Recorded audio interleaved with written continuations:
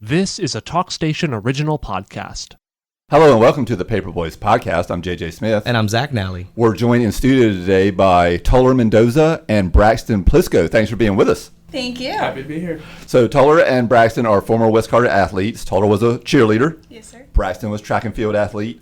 And they have made the transition to skydiving, which is just your everyday, normal transition we see high school athletes make all the time. How many times have we seen it, Zack? That's this old habit. I don't even know why they're in here doing the podcast. It's just such a normal, usual, everyday thing. So tell us, we'll start with you, Braxton, because I think you have the longer history. How does one go from former West Carteret athlete to skydiver? So for me, it was almost like expected. I'm a third generation skydiver in my family. Wow. And you know, my dad always told me, I would have taken you sooner because you got to be 18, but they'll take you away from me. So I had to wait. Yep, I always had to wait. Authorities will be called. Yep. So, you know, the day I turned 18, you best believe I was up bright and early. I was in that airplane and skydiving with my father on my left side and my uncle on my right side. Oh, wow. That's awesome. Was it an 18th birthday thing? Or did you? Absolutely. Okay. I think I did either 3 to 5 skydives in that day to work towards getting my license. I skipped the whole tandem part, went straight to being a student. Is it like going to the bar on your 21st birthday? Did you have to pull out your ID and be like, I can be here now? Yeah. Honestly, like, yeah. I had to sign the waiver, Gotcha. do the whole process. Wow. Yep. Even though Dad owns the place, we still did everything legitimately. Just because conflict of interest, right? Make sure you do everything perfectly. Sure. Stay within the lines. And so you were chomping at the bit, huh? oh my gosh! Since I think I knew I was gonna do it by the time I was like 10. Okay. And everything before that, it was just like Fantasyland, Uh-huh. But then I got older and realized like this is awesome. So. And what's the name of the business? Crystal Coast Skydiving in Beaufort, North Carolina. Yeah. How long has that been going on? Since 2016, I think, or 2019. I always get confused. Okay. COVID. When was COVID? 2019? Yeah. 2020. Okay, so 2019 was the year we started. Okay. Yeah, right before. Okay. And Tolar, did you relationship yourself into this Yeah, hobby? that was most of it, but I have an uncle who has always been skydiving and was best friends with Jeff, which is super strange. Oh, wow. It was a big coincidence. Okay. So he was always like the guy with the mohawk, the big truck, crazy guy, and I was like, you're insane, I'm never gonna do that. And then I met Braxton, and then they were both trying to convince me, and I was like, you know what, 18th birthday, same thing. I brought my mom with me. She actually went out first. We did tandems. And then I loved it. It was insane. I fell in love with it. And then after that, I did another tandem with my stepsister. And then after that, I started the student progression and got my license. Wow. So Tolar, she could have got it with somebody who's into woodworking, who's into cars. You just happened to... Yeah, I guess so. Skydiving. Crazy guy over here. If you've ever been to Southern Salt or the Spot Grill, you've ran into her uncle. I promise you that. Oh, yeah. Yep. Green mohawk. You can't miss Stands him. out. Was it easier to get into it having had that background a little bit? Absolutely, because he will yap forever about skydiving. If you're a skydiver, you know it. How thrilled was he when he found out that you were going to go and when you were 18? He wasn't that thrilled. Oh, he wow. just kind of expected it. He wanted to be his own... Oh, okay, I see. Yeah. No, he wasn't upset. Okay, he was just like, you know what, I knew it was going to happen. Good, yeah, absolutely. Why not? Yeah. Why not? And so how old are you guys now? How old are we? 22. And 20. Okay. Yeah. So we're still pretty new to it. Yeah, we're babies in the sport, really. Yeah. We've gone hard though, so we're definitely above average for our years in the sport. We've gone hard. Okay. How many jumps do you think you've done so far? I've done 536 to be You're exact. counting. Oh, wow. Okay, Yeah, exactly. we have a logbook. Oh, gotcha. Yeah, just like pilots. And how about you? I think I just hit 320 exactly. Wow. It's hard. Those are big numbers. It's hard to really wrap my head around it. I mean, I guess obviously accessibility makes a big difference. Like you have the family business, you can go and do it. But does the feeling has it faded at all? Has it gotten better? Okay, it's faded a little bit. Absolutely. So you're chasing a little bit something more. It's Yeah, like a drug. I like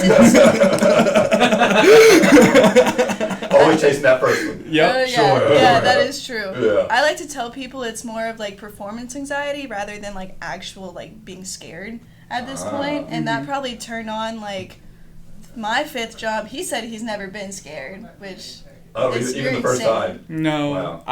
I grew Born up into I it. grew Oh. up jumping on airplanes and on the taxiways, watching my dad and uncle skydive. So just exposure therapy. I've Yeah. always been exposed to it, so ready to go. Well, I'm sure most people are scared of the like physical dangers, but if you've seen your family doing it, that's kind of removed for you. So now it's Yeah. just more about just go do it. Well, it would be one thing if Tolar and Braxton were just skydivers, but as they said, they've gone hard. They've taken it to a whole nother level. Earlier this year, Yeah, Yes. this year. yeah, did the Cloud Games. Yes, the Yeah, Cloud tell Games. us about that. What that entailed. Man, so the Cloud Games was really unique because ever since we both started skydiving, we've always, ever since our history in high school, we've been competitive by nature. That's the easiest way to say it. So I've always wanted to be involved in the sport somehow. My uncle and my father are highly involved with the sport, being instructors for over 20 years, and I'm like, I want to be involved. I want to make a name or continue on the name per se. So competition kind of sparked my interest, and I know for a fact she's competitive, and being involved in competition was like, okay, how do we do this? So us being a smaller drop zone, we don't have access to big planes that go super high up and give us extra free fall time, all the things that kind of get people involved in the competition community. So we were blessed to learn about the Cloud Games. Now the Cloud Games is remote skydiving competition. You go out of whatever plane you have access to at your home drop zone, and they have different disciplines that it's like a foot in the door for anyone. There's 2-way, 3-way, outside of standard, I would say, versus nationals over wherever nationals may be. But we were able to get into a very intro level disciplined competition, and we just went for it, and we were like, oh wait, you know what, this is really fun, we're actually not that bad, and we ended up winning, and now we're going to nationals. So. Wow.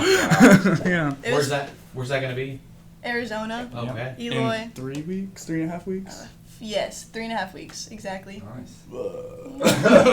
So what was the discipline that y'all chose to do, or what was the type of event? It's called Intermediate Artistic Freestyle. So, have you seen the video of the girl doing a bunch of flips in the sky? Mai Kuchinska, I think that's her name. Oh yeah, sure. She's great. It's literally just like a dance routine. So like with my history with gymnastics and cheerleading, it was really easy to pick that discipline since it's just basically the same thing. We just do a little dance routine in the sky, he videos, and I perform, and we get graded off of that. It's like compulsory, like in gymnastics. I was going to say like a floor routine Exactly, in gymnastics. yes. Huh? It's Yeah. the same thing.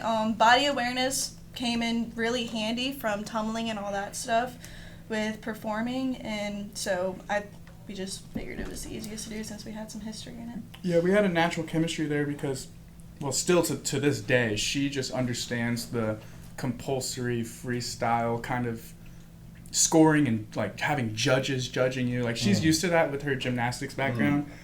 Ever since I was able to put a camera on my head, I've always been all about, I got the shot, let me position it just right, or get the shot or whatever. So she has her role and I have mine. And when we were looking at what we wanted to get into, it was like, well, I love camera stuff and you love flips. Like let's go do that. So that's what we did, and it was easy. So, Brooke, just to back up for a second, you mentioned some of the height variances. What, how high are you going when you're here in Beaufort? It really does depend on weight, balance, temperature, air density, and all that. So out of our little engine we get to about 9,000 on average. But if it's a lighter load, a colder day, we try our best to get up to 10,500. And either way, that's about somewhere between 35 to 45 seconds of free fall.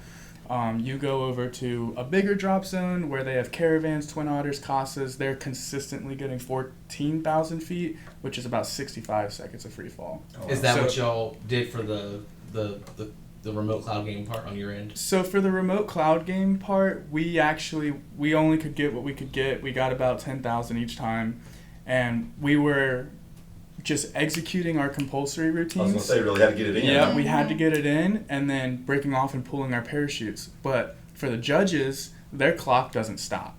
So they're waiting. 42 seconds is what we're allowed to have. So we nail our compulsory routine, break off, pull our parachutes, And within that 42 seconds, they're watching my parachute open. So that's getting judged too. So wow. we actually got docked for that on our presentation. They knocked us down because, we weren't presenting a routine. Once you opened. Yeah. Gotcha. So, and is that because, so if you had been able to get higher, would that have been able to? Yeah. Would have been, okay. Yeah, we would have fit in more Gotcha. beautiful stuff in there for sure.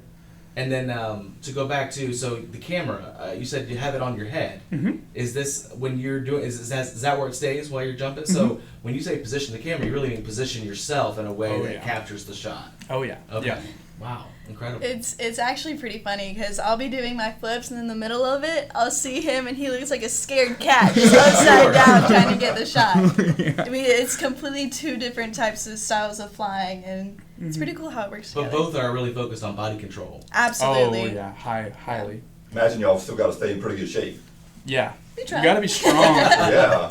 You gotta Your be core. strong. Mhm, Yeah. Absolutely. Yeah. Like for me, it's like my lats, my shoulders, and definitely core. Like they're sore all the time. If you think about like swimming, it's kind of the same fluid dynamics, but kind of the opposite as well. You're just having to manipulate all of the air around you so you can fly the air instead of letting the air fly you.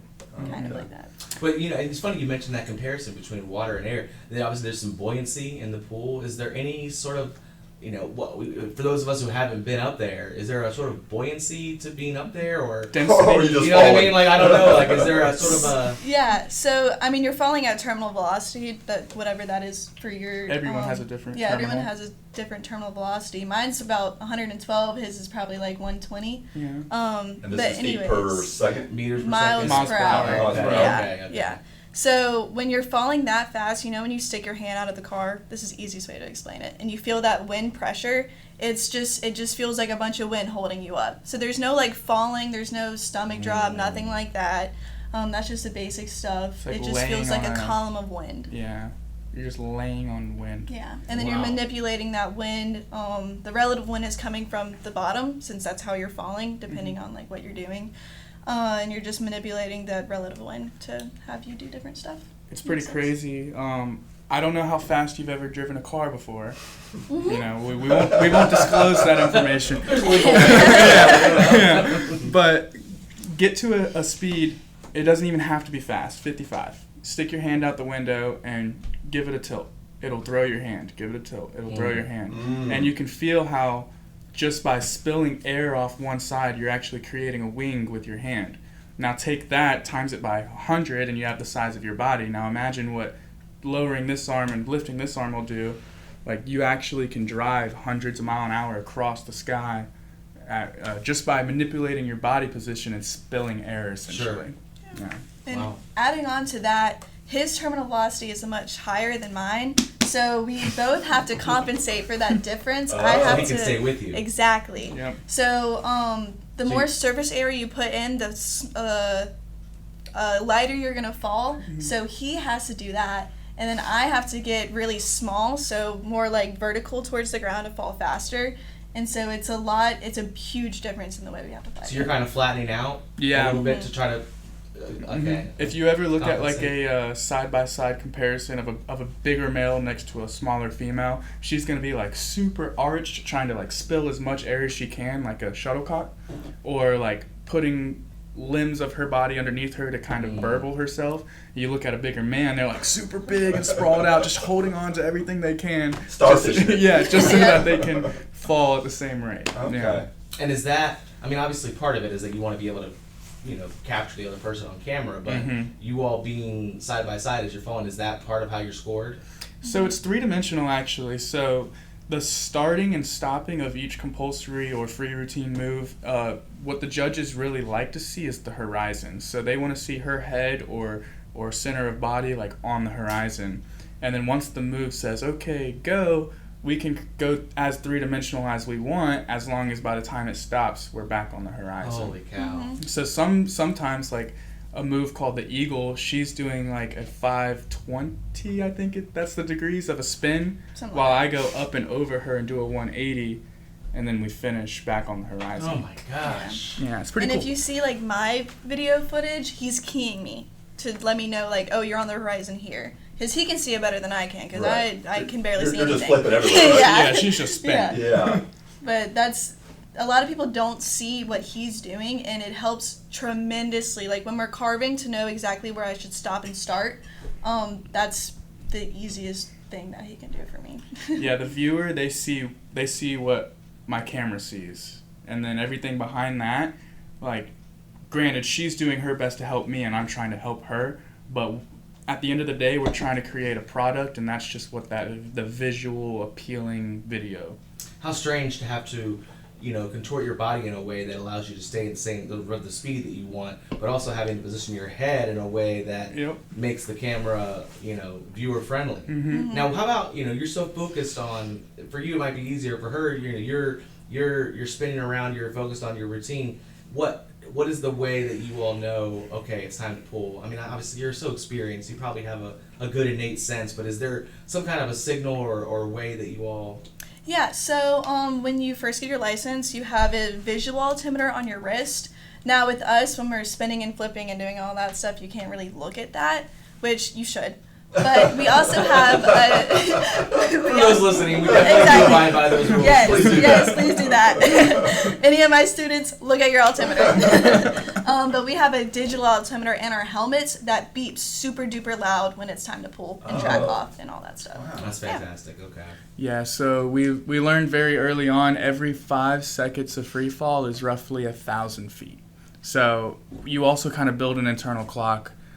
Sometimes when we go to a bigger drop zone, we'll be like, all right, it's time to stop messing around. And we look at our altimeter real quick and we're like, oh, wait a minute. Oh, we still got time. So our internal clocks are telling us it's time to pull, but we still have extra free fall if we go somewhere higher. And like she was saying, like certain disciplines in skydiving, there's angle, there's free flying, and I could go down a rabbit hole there. But a lot of those disciplines, there's not a lot of opportunities to actually get that hand out in front of you to see how high you are. Especially if I'm filming her, I'm not trying to get that in the camera. So we're relying heavily on the beeps in our ears. Yeah. And I remember, Braxton, you were saying that not only keeping her on the horizon was a priority, but you had to keep a certain distance too, right? Yep. So if there's like fluctuations and whoa, like that it's not very visually appealing. And if she's like off-centered in the frame, like, or if one of her legs or arms goes out of the frame completely, that's a huge deduction on score. Mm-hmm. So she needs to be as centered as possible, 16:9, and as not a lot of fluctuations in distance. You just mentioned a little bit of what I was going to ask next, the kind of aspect ratio. Yeah. What's the, for those of us who are just used to using our phones, iPhone. like the 1 versus the 0.5, how wide angled is that lens you're using? This is actually one of my most favorite topics. So, I'm... Are you going to nerd out? Let's go. I can go nuts. So, in the rule book, there's no like guidance for a camera guy. Like, use 16:9, use super wide view on a GoPro, use all these things. So, I'm sure I could ask a judge and say, hey, what do you like to see? What's the preferred? Yeah, what's going to get me some points? But I haven't. Not for competition, but for everyday use, I film in 8:7, which is as close to full sensor as GoPro gets. And I hate super view. It stretches and warps everything. I hate that, so I go basically wide or linear in 8:7, and I choose 8:7 because you're getting all this data, and I can go 9:16 for like TikTok, or I can go 16:9 for like YouTube or HD video.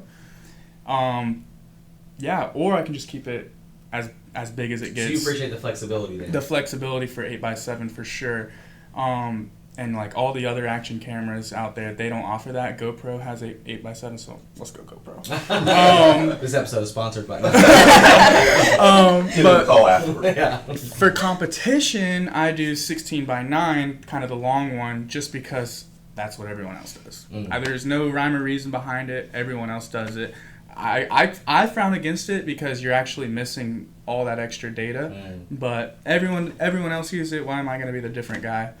Also, storage. So I don't care. I've got external hard drives. I'm willing to pay for it. But you film in 4K, 60, 8:7.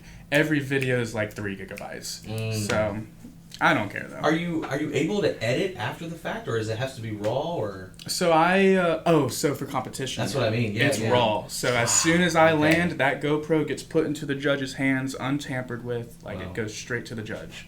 Well, we're talking a lot about filming and stuff because this was a remote competition. When you go to nationals, this is what's that going to be like? Because it's not a remote, so Yeah, y'all would gonna you be be live? filming? So so it's all live. So not live as in like you're watching our skydive, but as soon as we get to the ground, everyone's watching. There's Okay. witnesses everywhere. The helmet goes straight to the judge into the computer where they do.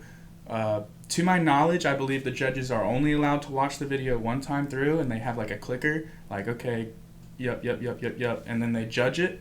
And then as soon as they judge it, it goes to a TV where Wow. spectators can be like, oh, live scoring and watch it. Okay.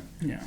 So you have very little time to make an impression on what they think. Yeah, a minute of free fall and that's it. That's it. And one 42 viewing. seconds. I mean, it's not like, Yeah. they can say, well, let me take a look at this or that a second Uh-huh. time or a third time. No, it's better get it right. I'm sure if there's like discrepancies, Right. like they'll watch it again, but to my knowledge at least, there's like Okay. one time through and then on to the next person. And you guys mentioned being from a smaller drop zone on the Cloud website. I remember it was Chicago. I mean, it was all these cities. Both Yeah. of it's pretty small, huh, compared Yeah. to these other drop Absolutely. zones. Yeah, we're It's the brand prettiest new. those best views. Yeah. Hey, we had the World Championships. Like, That's right. We're definitely recognized nationwide as one of the most beautiful places in And America. I remember during the YouTube segment they had where they were giving the winners, they were commenting on Yeah, the look how beauty of the beautiful. Crystal Coast, right? Yeah, we've developed quite a reputation, and to all the locals out there, if you think it is. If you think it's beautiful out on your boat or out on your back porch, you should see it from 10,000 feet. That was an elevator pitch right there. I was going to say, I think that man knows how to form an ad. TVA owes y'all some money a little bit here.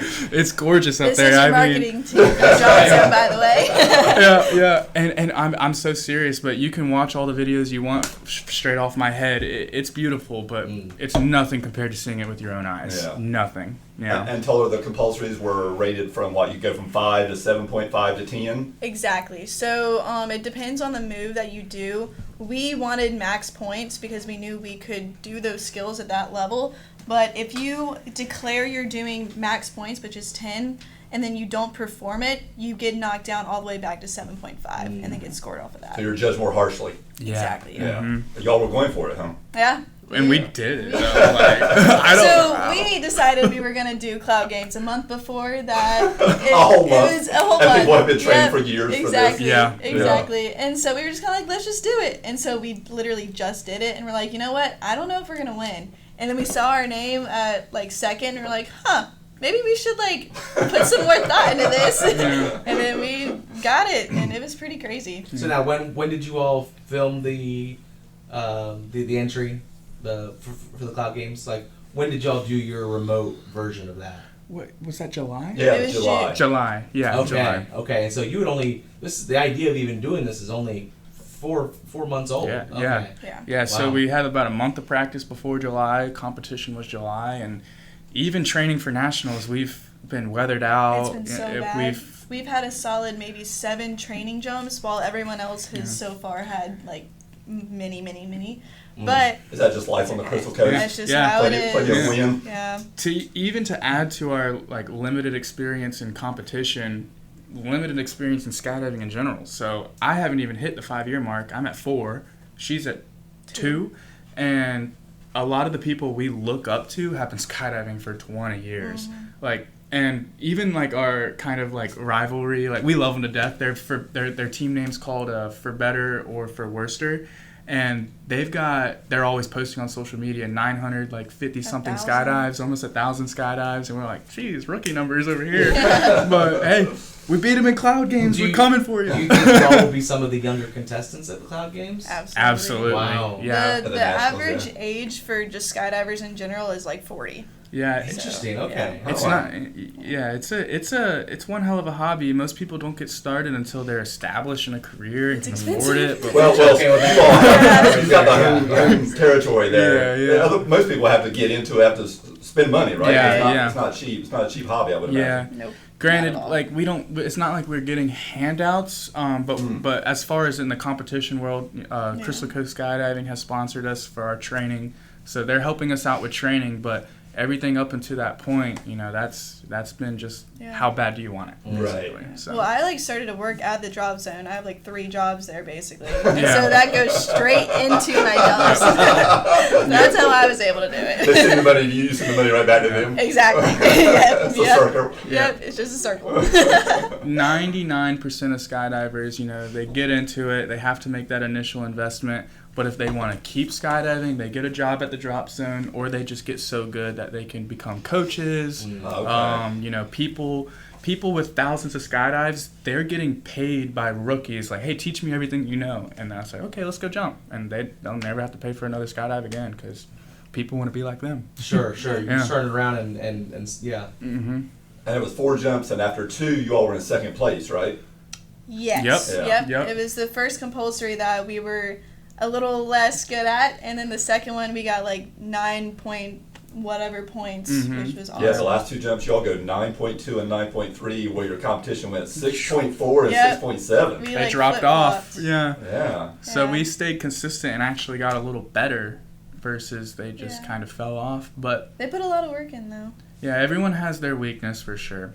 So Ours was free flying. I'm willing to bet after these 3 or 4 months up until nationals that they put a lot of focus in those ones. Yeah. So we'll see what they bring at nationals. I've got somewhat of a nerd question here. I apologize, JJ, just real quick.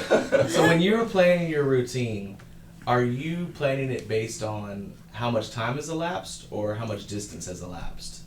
Does that make sense? Ooh. Well, they both go hand in hand, right? Okay, but which I know for What's for on the top 15, of your mind? Yeah. Which one is higher? I know the first 15 seconds I'm gonna do this, and then the second block, or is it the first 10,000 feet, or not thousand? The first 1,000 feet I'm gonna do this, and so I'm so curious how you guys measure that. So for me, I don't know if you've thought about this, but I like to think I want to get it's about the second skill done by 7,000 feet, which is kind of the middle marker, and then it's we need to start our break off here so we can get it before we have to pull. But safety wise, you got to do it by altitude, but the routine has to be 42 seconds. Okay. If that makes sense. So and the reason I ask is because when you go to Arizona, will you jump out at the same height as you did here in your remote? Way higher. No. So we've You'll been be in going. a different plane. Mm-hmm. Yeah. So you'll that kind of throws off a little bit on how you think about it here at your own drop zone. We're at a disadvantage. We are. Sure. But consistency, more reps, internal clock. So as long as we, do the best we can do with what we have here and build that internal clock, okay, go, and keep going into the next move, then honestly we'll be pulling higher out of that plane and being even safer. So. Yeah, and we've been going up to Rayford. It's called Paraclete XP. It's a big training drop zone, basically. A lot of military stuff out there. And they have twin otters, caravans. So we've been trying to practice. I think we've done about 5 jumps there, trying to get our free routine done. Yeah. But We're the thing going with that is we have a bunch of friends there. So it's oh, you want to do fun jumps? We're yeah, let's go do that. It's no, we gotta train. And y'all do indoor stuff too, right? Oh, yeah. Yes, so we actually both work at I Fly Wilmington as well, so that helps out with that in the tunnel. But yeah, we've been trying to go there, and then XP as well. They have a tunnel too. Theirs is a lot bigger, so it's easier to train in there. But it's very limited on what you can do because you got to be signed off on certain things and all that stuff, which gets super annoying. So we actually can't do the skills that are in our routine at the tunnel. So most of it's in the sky. Yeah. So the it's level 1, 2, 3, 4, and then pro, but that's a whole different world. Level 1 is falling on your belly. That's the most stable, easy way to go. Level 2 is falling on your back, a little bit higher wind speed. Level 3 is head up, so sit flying or standing, even faster airspeed. And then level 4, which is the most aerodynamic way to fly, is on your head. So we're both almost done with level 3. Well, we are level 3 static, and then level 3 dynamic, which is a whole nother can of worms. We're almost done with that. Which is the dynamics what we do. Which is what we do in the sky, but there's no walls to hit in the sky. So Makes sense. Where's the most local indoor facilities at? Wilmington? Wilmington, Yeah. absolutely. And y'all went to Virginia Beach too, right? Yes, Oh, yeah. yeah. We Okay. started there before Wilmington opened up. Okay. So that place was that was the cool. first tunnel membership we ever got. Yeah. And you get a membership at a tunnel, and you can get a lot of bang for your buck. So Yeah, absolutely. I would definitely. Started getting on a first name basis with those folks, right? Oh yeah, Oh, yeah. absolutely. Oh, yeah. One of them actually started working at Wilmington, and he was like one of our main trainers, Oh. which was really cool. Yeah. So we had to have that experience at both tunnels, which is awesome. And the diversity of jumping at different drop zones, different tunnels has also helped as well, without getting that routine of the same feet, the same tunnel, just getting the diversity and skills to fly different airspeeds and winds and all that stuff. And by the time the cloud games come around, I think, Braxton, you said, you had done like 20 jumps, while other people had done hundreds? Yeah, we did Okay. only like 20 training jumps. Yeah. Like we were like really just full sent it, and once we did that like first competition jump, I just remember we looked at each other and we were like, let's just have some fun with this. Why are we so like uptight about it? Let's just have some fun. And we had some fun and we performed. I think we just kind of were able to take a breath of fresh air. I don't know. Maybe being new to it helps, where you're not overthinking, you're not like pressured by expectations. It's just going out there and just kind of doing what you do and having fun, and you found out that you could be good at it, and you are pretty good, and so wow, Yeah. that's awesome.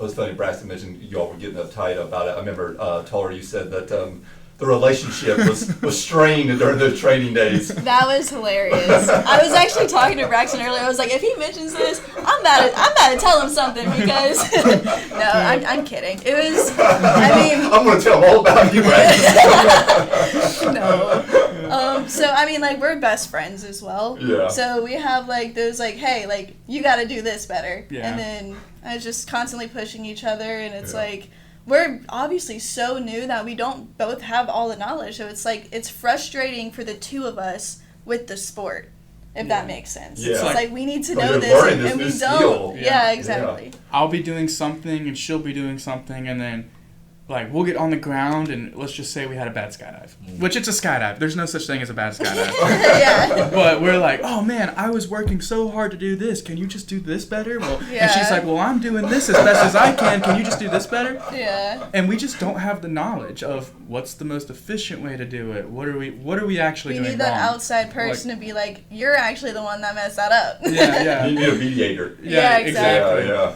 And it's not even like it's just a strain of the competitive environment, like a football team getting ready for the mullet bucket. Like that's a great Right. example. Yeah. Like I've seen fights at practice on the field. Like Sure. like why are we butting heads? We're literally best friends. We go to school together. We're brothers. Why are we fighting? It's just like that's the nature of the competitive environment. Yeah, we always you make know? a big deal when we see Yeah. people screaming at each other on the sideline. Yeah, It's like, exactly. Yeah. Yeah. Yeah. So definitely a very natural thing, as competitive as we are. We've never actually cut at each other's throats though. It's always like, oh man, okay, let's pack this parachute, go back up there, do it again, and normally by the second time it's like, we nailed it. Oh, let's move Yeah. on. Yeah. So there weren't any days where you're like, you know what, let's just not see each other for the rest of the day. We've never had those days. We've never had those Never, days. no. Well, like you said, it's less about frustration with each other and more about frustration with the sport. The Exactly. sport, Yeah. yeah. Same thing on a football field. Like, And price-wise, the cloud games between nationals, there's going to be a little bit of a difference, huh? Oh There's- yeah. We're It just was $600 per person for nationals and Versus it was 40. per person for guys. Oh wow. Yeah, but that includes, because we have about, I think it's 6 training jumps. So that includes all those jumps as well, Okay. plus registration. So the actual registration was like $300. How long is the event? It actually starts the 7th and goes to November 2nd, but it has a bunch of different disciplines. So our discipline starts the 29th is when registration is. steel trap memory. I'll be there when I'll be there, coach. But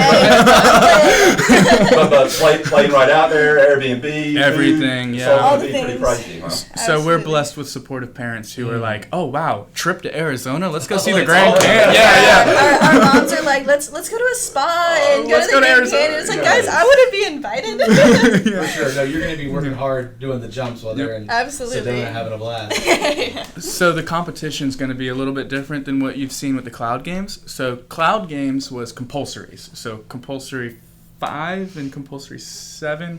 Probably. 2 and 5. Yep, butchered it. I knew I would. So those compulsories, it was just 2 jumps of one set of compulsory and 2 jumps of the other set of compulsory, 4 jumps total.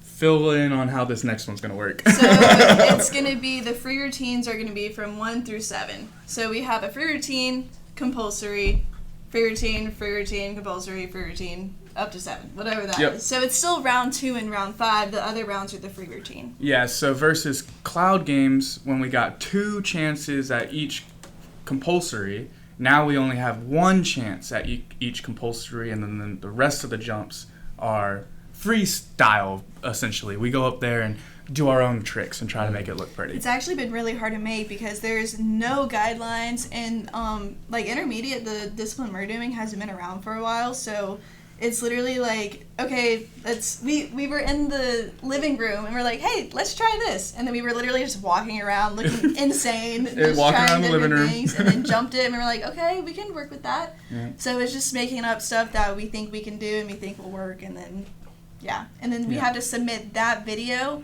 Like, we'll take a video this weekend or whatever and then submit that to the judges. They will score the difficulty on it and then mark us down from there if we perform bad. Mm-hmm. I think one of the things we've run into the most doing this podcast and working at the paper is talking to kids after they've left high school, and when you've been in some type of competition from 5 or 6 or 7 So hard to leave to it 18, behind. that's the thing you miss the most. Is that, Braxton, you said you were just skydiving to be skydiving, but that competition, have you all found that in adulthood, that the competition, you've missed it a lot? Absolutely. Yeah. That's funny. I think about it all the time, especially like we've got Snapchat memories and stuff now. Like, I'm like, oh my gosh, it feels like yesterday I was sweating about something completely different than I am today. Like, that never goes away. Yeah. And like with cheer, I know like the world is like, it's not a sport, which, okay, whatever, I don't care what you think. We would do a really hard routine and then compete it so much that it's literally like the same thing as skydiving, and I have completely think that cheerleading is a lot harder than skydiving. Oh, wow. Yeah, Well, it's a group. I mean, that's exactly. tough. You're more likely to get hurt cheering than you are skydiving. Yeah, it's like a minute and a half long routine on the ground, and then in the sky it's 42 seconds of just doing some flips. Fresh air. Fresh air, yeah. Yeah, and so, like, because I tore my ACL and couldn't cheer for a while, so I didn't have that competitive aspect of it for a couple years before I graduated. And so I was just really missing just being out there and performing and doing all that stuff. And it's like, I've always wanted to compete. You could ask him. There was my college roommates. I remember one time at breakfast, I was like, you know what? I want to be a rebel athlete. I want to do competitions, all this stuff. And the guy looked at me and was like, you're not even licensed yet. And for some reason, that put a fire in my butt. I was like, okay, you watch this. Don't tell me what I can't do. Exactly. Well, so and that's I'm curious, in the same breath of what led you to wanting to be competitive in skydiving, you know, falling 140 miles an hour or whatever it is, that's pretty adrenaline junkie stuff. Have you tried, has that transitioned into other activities? Have you all tried to find that feeling in any other type of You're not going to find sport? it. You're not going to find it So that's anywhere already else. the height. You okay. Absolutely. Maxed out. So the beauty of skydiving is, like, even the best in the world, like current world champion Jason Brigman, is constantly innovating the sport. He's still chasing his own tail, creating new moves that he's chasing. It's like it just never stops growing, and it just gets more and more complex. Now, in the world of adrenaline, we could talk about base jumping. Like, I haven't done it myself, but I know that inevitably I might. What's gonna happen at some point? At some point, I'm like, you know what? Box check. Especially before we have kids, like I might have to do a couple of those. Sure. You know? Yeah. But I don't want to die. You know. Right. I just want to, say I did it a couple times. You know, my There's dad's this- done it tons of times. There's this so. guy on social media or net, and he posts so much crazy stuff about skydiving. It's hilarious. But he's like, base jumping, it takes no skill. You're just stupid. You just jump and pray. Yeah. Like, Jump and drop. Literally.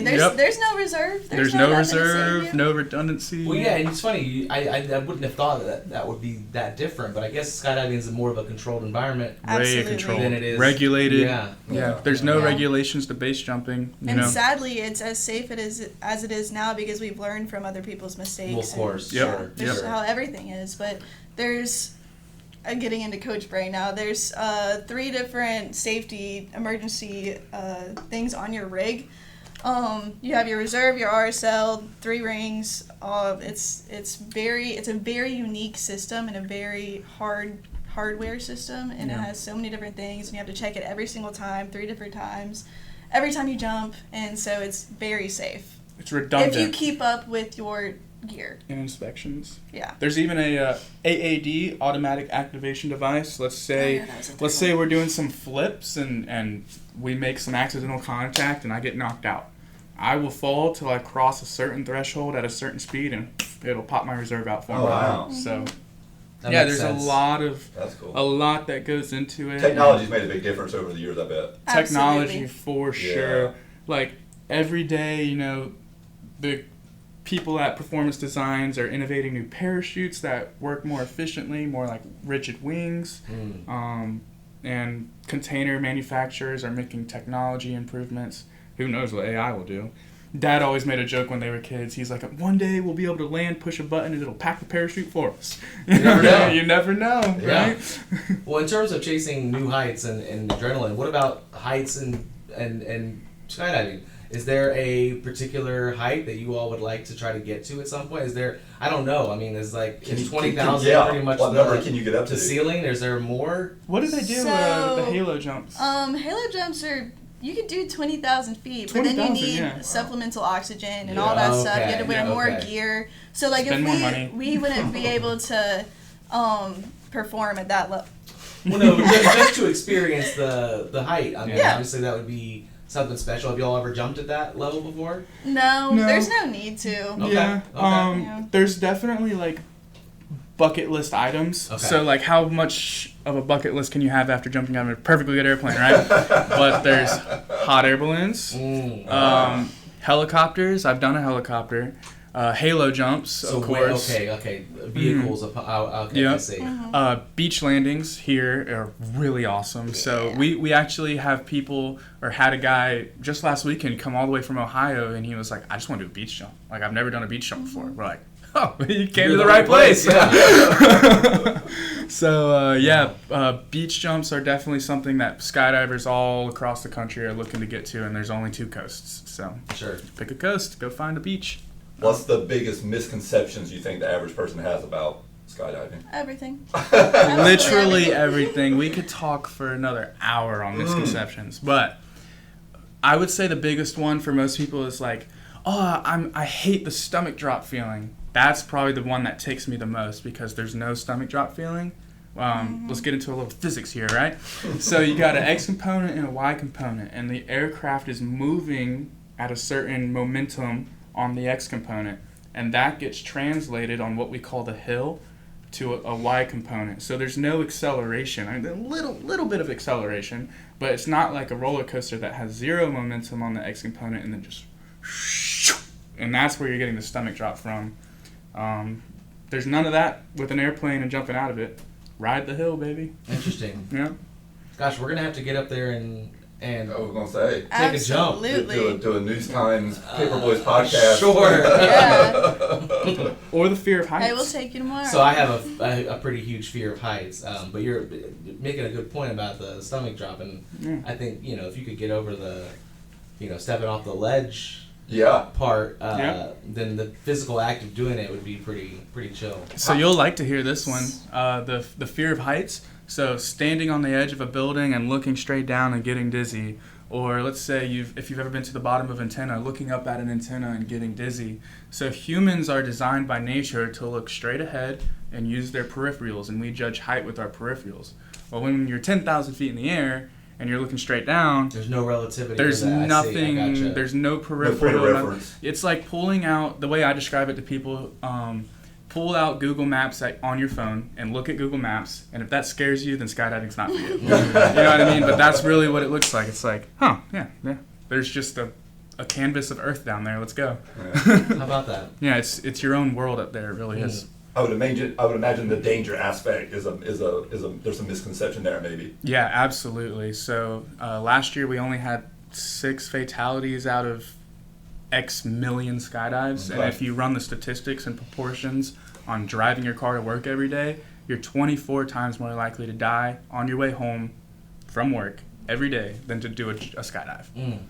And there's some crazy statistics out there from that nerds did, but it's like getting stung by a bee, getting struck by lightning. There's like you're exponentially more likely to die getting struck by lightning or getting stung by a bee. Wow. Yeah. Gotcha. And when people always ask, like, oh, what if my canopy doesn't open? I immediately just start laughing because it's like, honestly, like, it wants to open. It's gonna You just open. got to worry about how it opens. Yeah. That's really all. Yeah. And then you got that second parachute. You have your emergency procedures and all that. But it wants to open. Like, it's designed to open. Yeah. I would imagine, and we were talking earlier about the technology, I would imagine it's probably a lot more dangerous 30 years ago than it is Oh, now. yeah. Absolutely. Yep. Yeah. Yeah. Because I don't even know if the ram air parachute was invented then. They had rounds, What was it, like like the the military 70s used. or something when it Yeah, came out? I'm not sure, but Okay. they would have rounds. They definitely didn't have an AAD. RSLs weren't required, so a lot of that technology was made even recently. Oh, wow. Yeah, a lot of the fear my dad explains, like the fear behind skydiving is definitely from back in the day. People Yeah. were dying. Like, Mm. yeah. It was not Yeah, unusual. yeah. People were jumping out of an airplane. I mean, look at the military. Like, people are Sure. getting hurt. Yeah. Sure. But you look at the USPA and the FAA and what they've done for recreational skydiving. Now that's completely different. You know, like I don't want to do an RSL or a static line jump from 1,200 feet out of the back of a C-130 that's neither. crazy. That Right. sounds awful. Yeah. Like, no, thank you. But the military's different. They do what they do. But Your dad's been doing it so long. Has he known people that died doing it? absolutely, Wow. yeah. And And we know people that yeah. have died. Yeah, Really? we Yeah. learn from it though, and every time that I've seen a fatality, unfortunately, it's always that person's fault. It's Yeah. not gear failure. It happens, but every time I've seen it, it's not because the parachute didn't open or something It's like weird. driving. It's either your fault or the other person's. Human It's error. Never, Yeah. It's Yeah. never the car. and of course, like you were saying, chasing that high, like people will push their limits to Okay. chase that Sure. feeling of Sure. adrenaline. Recently, it's this thing called swooping, where we take your parachute, dive it at the ground, pick up as much speed as you can. Oh, we've seen it on TikTok. I love swooping, but that you make one small mistake there, and you never stop diving, and you hit the ground. You Yeah. know, and that's Yeah. just that's you. That's what Sure. you chose to do. It does look very cool, though. It's It's you definitely do get coaching and get training for that. Sure. But that's what saves your life is the parachute, and people don't talk about it enough, and they get hurt. What percentage would we say of people who go skydiving at Crystal Coast get up there and they look at you, they just shake their head and they're saying, no, I can't do it. There was one person. There was a person. tandem that did it the other day. It was last year, not the other day. But Everything's always like the the other other day, right? day. yeah. No, I mean they didn't get a refund. They spent the fuel price up Yeah. and down. Yep, you But went they- up. But that's how rare it is. You remember one time it happened. Yeah, it's Exactly. like Oh, wow. Yeah. 0.01%. Like, Oh, wow. Honestly, you do not want to ride that plane down No. because That's the scariest you are part. pulling weeds. Yeah, it's. I would way rather jump out and ride that plane down. What a crazy thing to say. What's the deal with this? It's What's the so deal with casual this? for y'all to say it. You're like, I would much rather jump out of that plane. Well, what's the deal with this plane?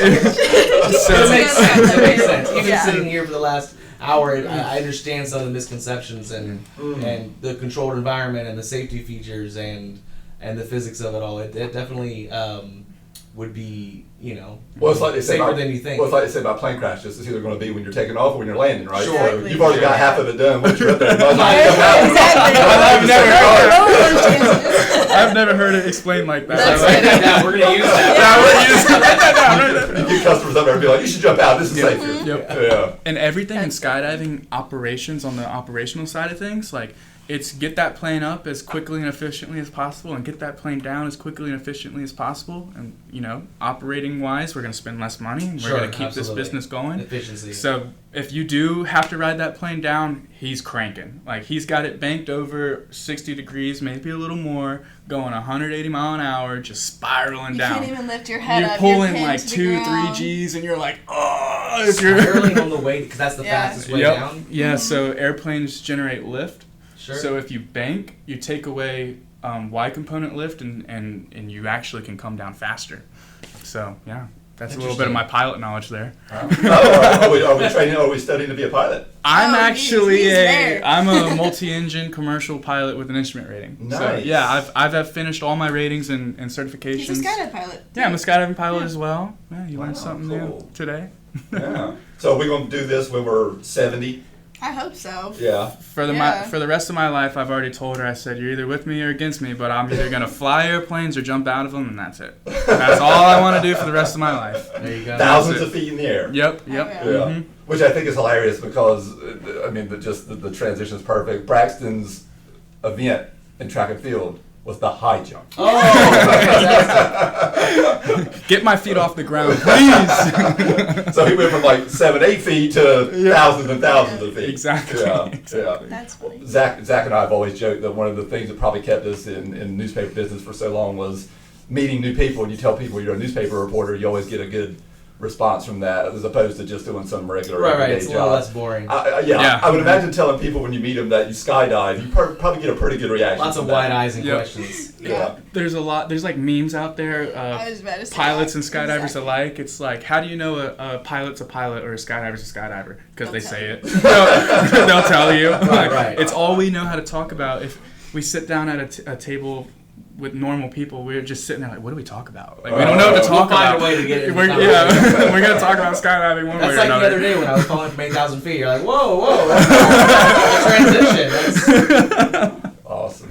Well, guys, congrats on the Cloud Games and good luck to you in a couple weeks at the Nationals. Thank you. so much. Yeah, we're really we excited, a appreciate little that. nervous, but We got it. we're gonna perform for Carteret County, right? There you go. Oh, yeah. there you go. Awesome. Thanks for coming in. Thank you.